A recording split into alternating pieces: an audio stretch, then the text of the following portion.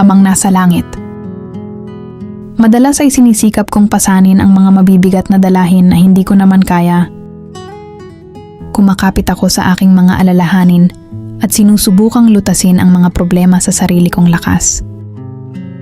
Ngunit Panginoon, Ikaw ang aking kanlungan.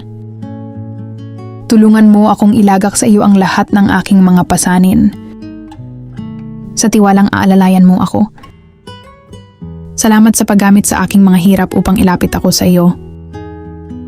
Baguhin mo ang aking puso upang ang aking buhay ay maging salamin ng iyong biyaya.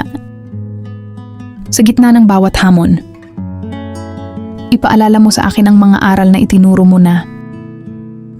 Kapag ako ay mahina, ipaalala mong sa iyong mga sugat ako ay pinagaling.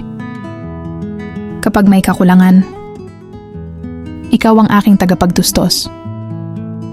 Patawarin mo ako sa mga pagkakataong nag-alinlangan ako at sumubok na kontrolin ang mga bagay sa sarili kong paraan. Turuan mo akong maglakad sa pananampalataya at hindi sa nakikita. Ipinapaubaya ko ang lahat sa iyong mga kamay, ang aking takot, pag-aalinlangan, at buong pagkatao. Sa pangalan ni Jesus, Amen.